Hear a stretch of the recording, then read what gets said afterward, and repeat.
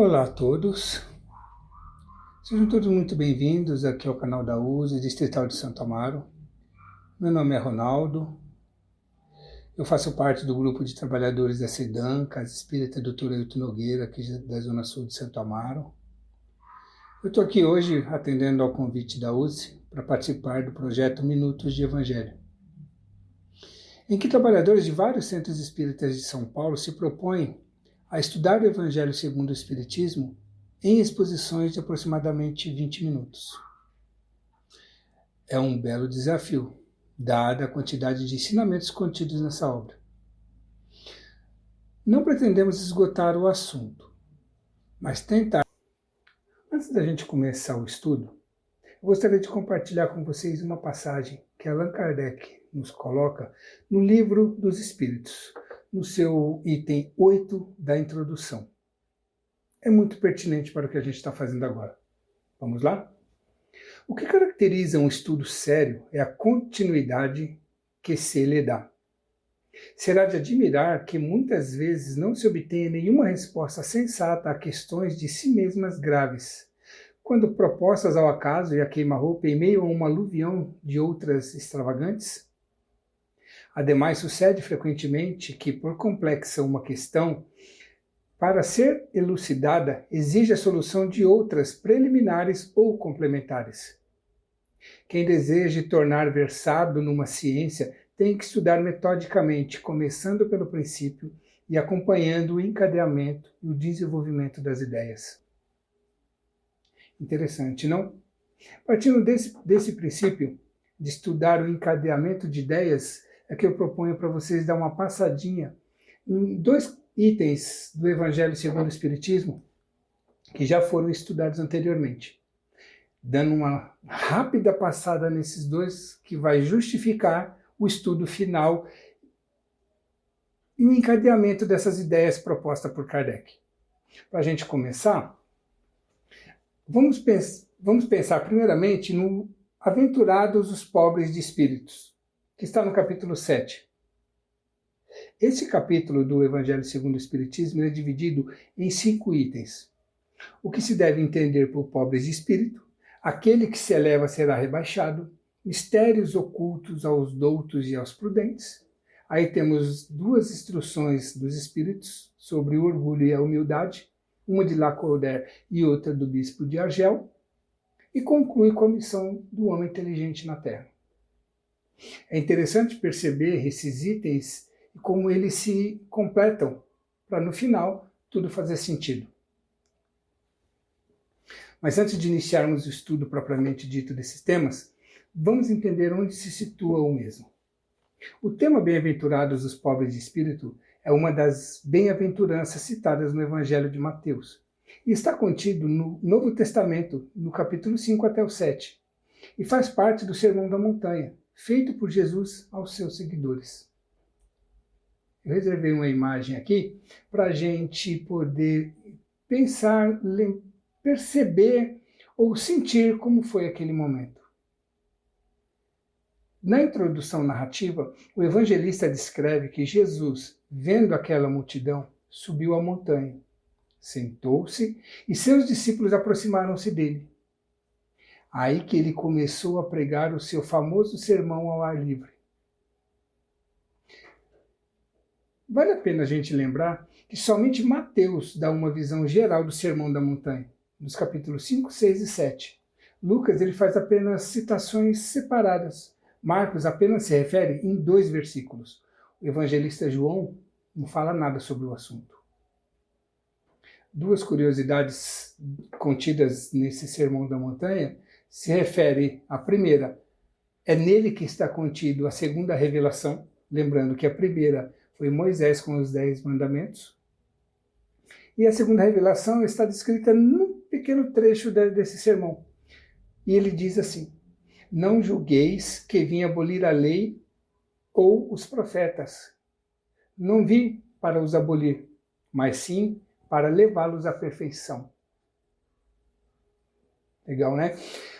O Pai Nosso, talvez a oração mais conhecida no mundo, e com certeza a mais conhecida entre os cristãos, também faz parte do Sermão da Montanha, está no encerramento do sermão. Felizes os pobres de espírito, porque deles é o reino dos céus. É o capítulo que estamos estudando no momento. E esse item, essa bem-aventurança, ela faz parte de outras 7 bem-aventuranças, num total de 8.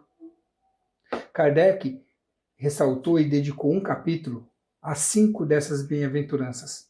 De todas elas, os pobres de espírito, os mansos, os aflitos, os misericordiosos e os puros de coração estão dedicados no Evangelho segundo o Espiritismo.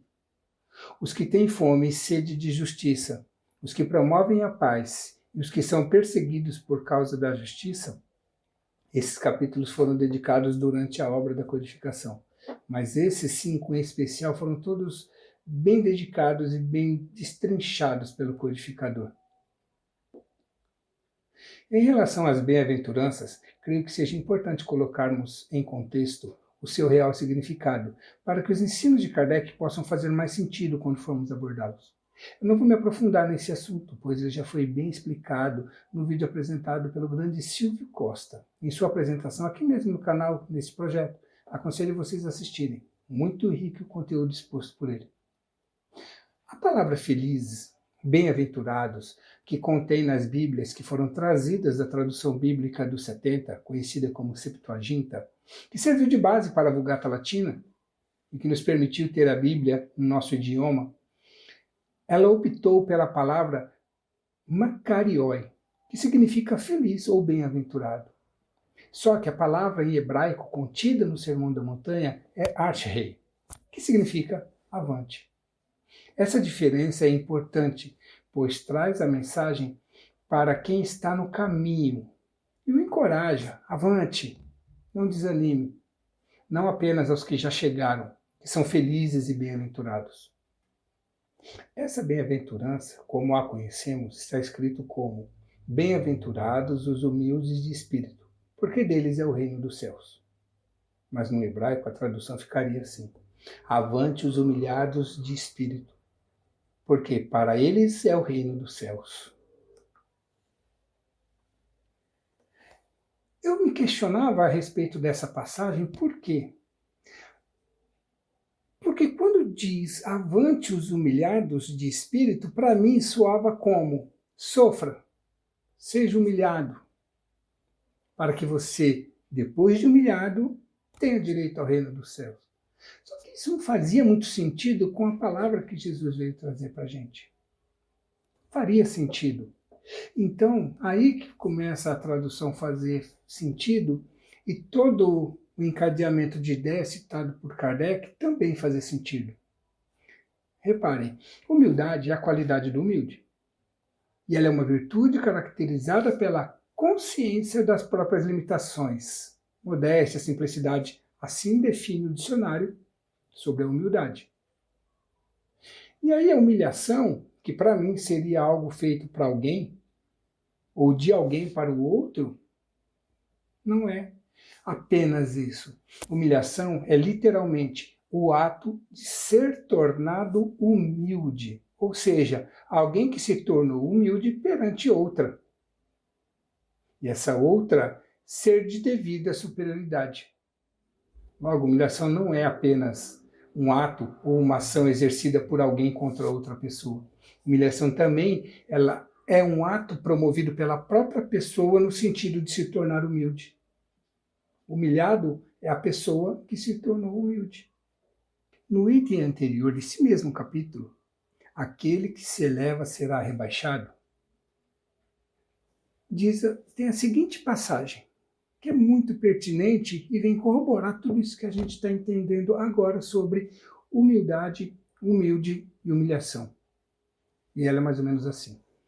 Por essa ocasião, os discípulos se aproximaram de Jesus e lhe perguntaram: quem é o maior no reino dos céus? Jesus, chamando a si o menino, o colocou no meio deles e respondeu: digo-vos em verdade, que se não vos converterdes e tornardes quais crianças, não entrarei no reino dos céus. Percebam, se não vos converterdes e tornardes. Ou seja, é a ação da própria pessoa e não de alguém para com ela.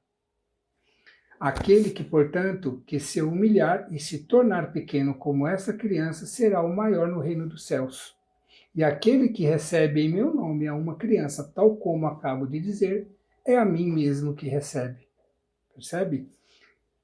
Portanto, aquele que se humilhar e se tornar pequeno. De novo, é a ação da própria pessoa no sentido de se tornar humilde, de se humilhar. E não é só essa passagem. Tem uma outra. Essa agora em Lucas diz o seguinte: quando fordes convidados para bodas, não tomeis o primeiro lugar, para que não suceda que, havendo entre os convidados uma pessoa mais considerada do que vós, aquele que vos haja convidado venha dizer-vos: dai o vosso lugar a este, e vos vejais constrangido a ocupar, cheio de vergonha, o último lugar. Quando fordes convidados, ide colocar-vos no último lugar, a fim de que, quando aquele que vos convidou chegar, vos diga: meu amigo, venha mais para cima. Aqui de novo a gente percebe: quando fordes convidados, ide colocar-vos no último lugar. É a própria pessoa que tem a ação de ir para o último lugar. Então a gente percebe nessas duas passagens que a tradução do hebraico com a palavra humilhação e o avante, elas começam a fazer mais sentido, no sentido da pessoa ter a ação de ter a iniciativa de se tornar humilde perante Deus, perante as palavras de Jesus.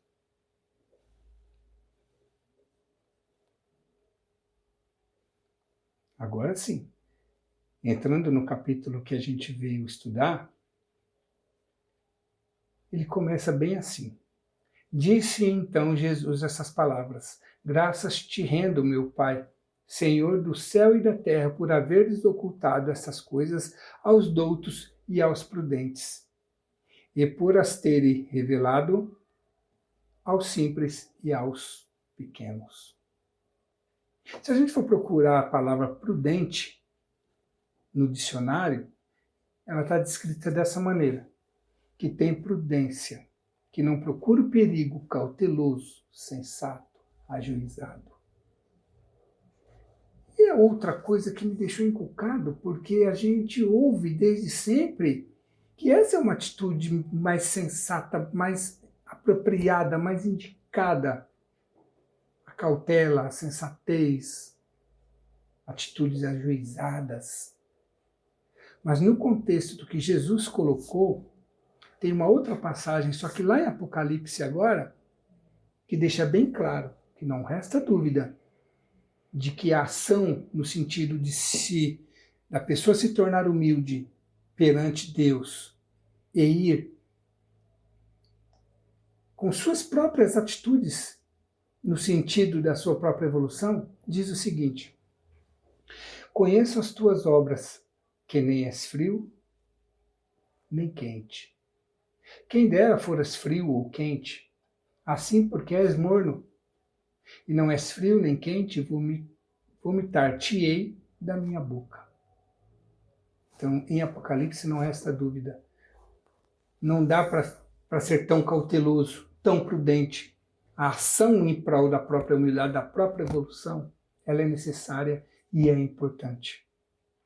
Kardec alertava sobre os orgulhosos e sobre a importância da humildade. E as passagens e as colocações que Kardec deixa nesse capítulo, nesses itens do Evangelho, mesmo ditas tanto tempo atrás, ainda não são tão atuais. Vejam. O mesmo se dá hoje com as grandes verdades que o Espiritismo revelou. Alguns incrédulos se admiram de que os espíritos tão poucos esforços façam para os convencer. A razão está em que esses últimos cuidam preferentemente dos que o procuram de boa fé e humildade. Percebam? As pessoas, desde a época de Kardec, acreditam que os espíritos deveriam fazer mais para os convencer. Eles querem ter mais provas da existência dos espíritos. E esse orgulho, essa falta de humildade, é que dificulta justamente essa relação com o plano espiritual. Quantos hoje em dia não agem dessa mesma maneira? E tem mais. Não é a incredulidade que compete prescrever-lhe o que deva fazer. Nem lhe cabe dizer: se me queres convencer, tens de proceder dessa ou daquela maneira, em tal ocasião e não em tal outra, porque essa ocasião é a que mais me convém. Além de querer que os espíritos se esforcem mais para convencer a própria pessoa no alto do seu pedestal, ainda tem que seguir as regras que a própria pessoa estipula, que determina. Haja dessa forma, não dessa, porque dessa forma é melhor. Tem que ser nesse dia, nesse horário, dessa maneira, nesse local. E há quanto tempo essa passagem foi colocada por Kardec? E ainda vemos casos semelhantes acontecendo. Então a gente percebe até aqui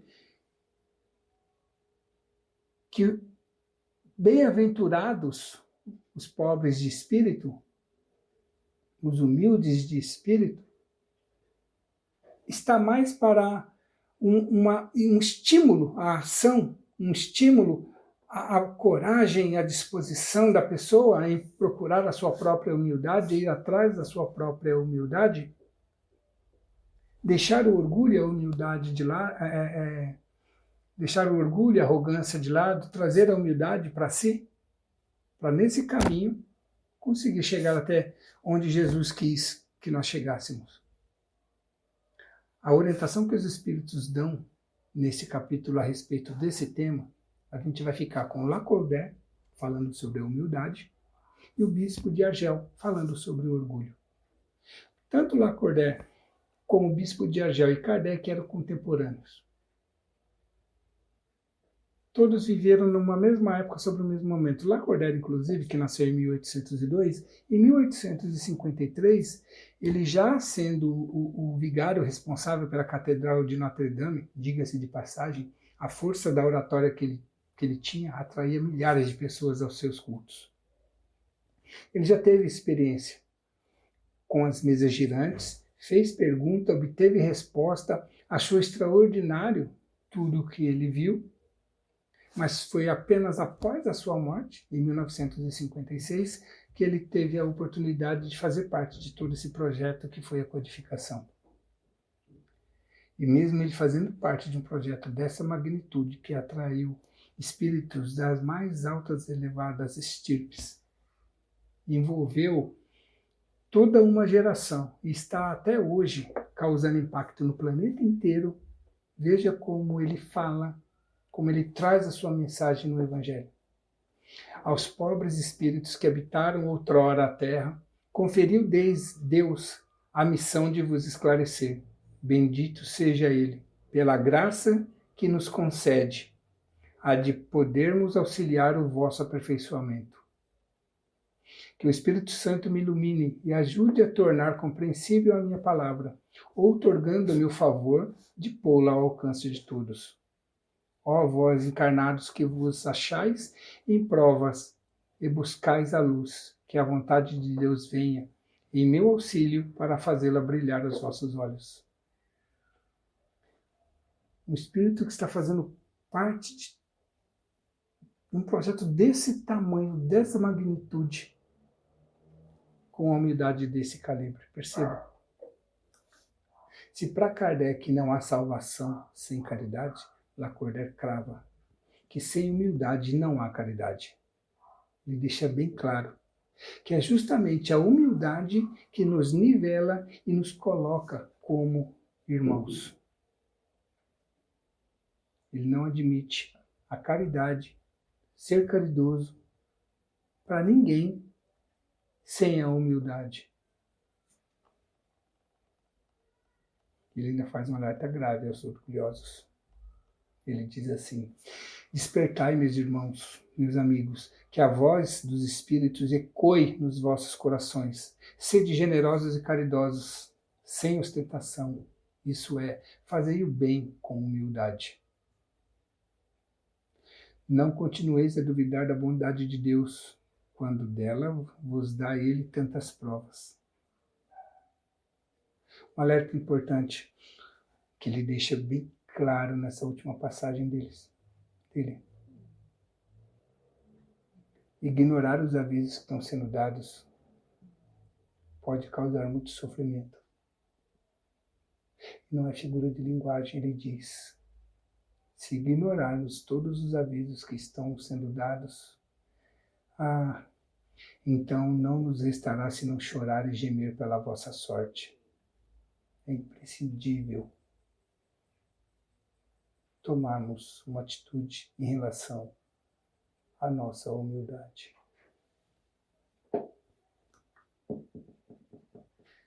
Bispo de Argel, ele vem para nos colocar sobre o orgulho. O nome dele é Antony Louis Adolphe Dupuch. Nasceu em 1800. Ele foi nomeado bispo em 1838. Ele nos impele para destruir o orgulho. E diz como fazer isso. Tomando as nossas atitudes, procedendo segundo as leis de Jesus. Se o Lacordaire coloca a humildade como a base da caridade, o bispo de Argel coloca o orgulho como a causa primária de todos os males. Ele coloca no mesmo nível o orgulho e o egoísmo. E deixa bem claro: tomardes para a regra invariável do vosso proceder a lei do Cristo, lei que tendes repelido e falseado em sua interpretação. Não dá mais para ficar adaptando a interpretação de acordo com nossas conveniências. Ele deixa uma situação que a gente vê muito acontecendo sempre. São as reverências dadas aos ricos, desprezando aos verdadeiros devotos. O que é bonança, o dinheiro, o status, faz com que as pessoas abram portas, sejam abraçados, sejam elogiados, mas aqueles, os verdadeiros devotos que trabalham em prol do próximo, seguindo as orientações do Cristo, é relegado em segundo, terceiro, quarto plano. E não adianta dizer que isso faz parte da cultura, que o tempo que já se passou fez isso se tornar uma coisa natural. Ele não admite a conveniência para justificar. E ainda diz: mas por que deixastes que as necessidades materiais sobrepujassem o bom senso e a razão? Então todos sabemos o que fazer. Não dá mais. E faz um apelo quase desesperado à nossa conscientização. Pobre raça humana, cujo egoísmo corrompeu todas as sendas. Toma novamente coragem, apesar de tudo. Não dá mais para esperar. Não dá mais para dar desculpa. A hora é agora.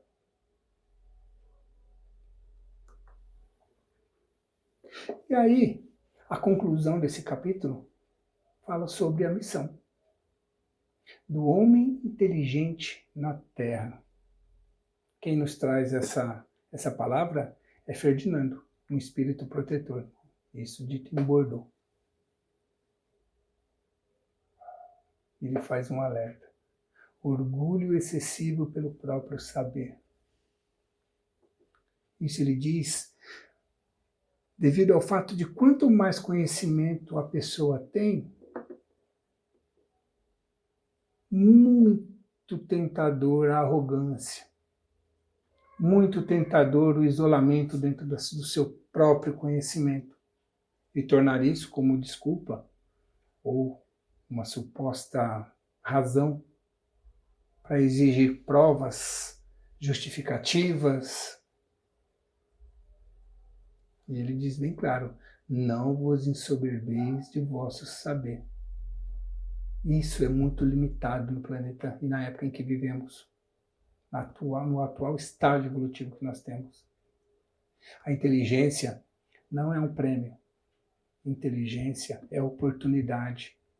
Se Deus nos deu a oportunidade do conhecimento, de adquirir o conhecimento, é para que o usemos como ferramenta para ajudar outras pessoas que precisam desse conhecimento para a sua evolução. Um cenário ideal? Um orgulho sob controle, uma humildade adquirida pelo próprio esforço da pessoa, o conhecimento e todos os três em prol da caridade do próximo. Eis a nossa missão. E não ache, porque o conhecimento já foi dado, estamos livres para fazer o que bem entendermos com ele. Ferdinando diz bem claramente: o homem abusa da inteligência como de todas as suas outras faculdades, e, no entanto, não lhe faltam ensinamentos que o advirtam de que uma poderosa mão pode retirar o que lhe concedeu. O que lhe concedeu. Percebem? Temos tudo, além do amparo das orientações do plano espiritual. Não temos mais o direito da fuga e de aproveitar a oportunidade. Bom, eu vou ficando por aqui pedindo a vocês que, antes de ir embora, não esqueçam de se inscrever aqui no canal, ativar o sininho para quando os próximos vídeos saírem vocês serem avisados em primeira mão. Não percam os próximos vídeos, não deixem de assistir os anteriores. Conhecimento rico, gratuito, a oportunidade que vocês estavam esperando. Até a próxima e fiquem com Deus.